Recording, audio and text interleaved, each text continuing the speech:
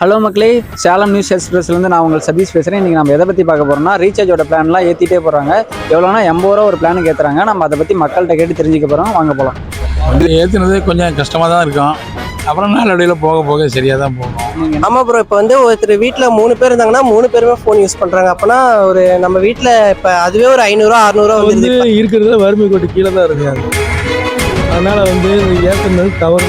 Bro இத்தனை நாள் வந்து எல்லாத்தையுமே 2GB யூஸ் பண்ணிட்டு இருந்தோம். இப்போ வந்து ஒரு நாளைக்கு 4GB இல்லைன்னா யாராலையும் யூஸ் பண்ண முடியாது. அதனால கரெக்டாக இப்போ பிளான் பண்ணி இதெல்லாம் ரொம்ப கஷ்டமா இதெல்லாம் பண்ணுறது, பிளான் பண்ணுறதுலாம் இதெல்லாம் கஷ்டம்.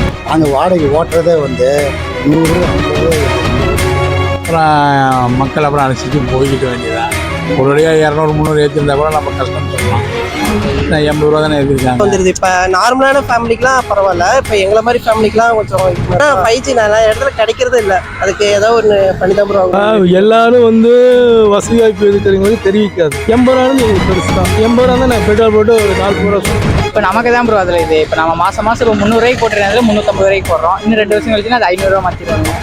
ஏன்னா ஆரம்பத்தில் கொடுக்கல ஃப்ரீயாக கொடுக்குறேன்னு சொல்லிட்டு எல்லாம் கார்டெலாம் ஃப்ரீயாக கொடுத்தாங்க. கடைசியாக பார்த்தா அவங்க இஷ்டத்துக்கு மேலே ஏற்றிட்டு இருக்காங்க.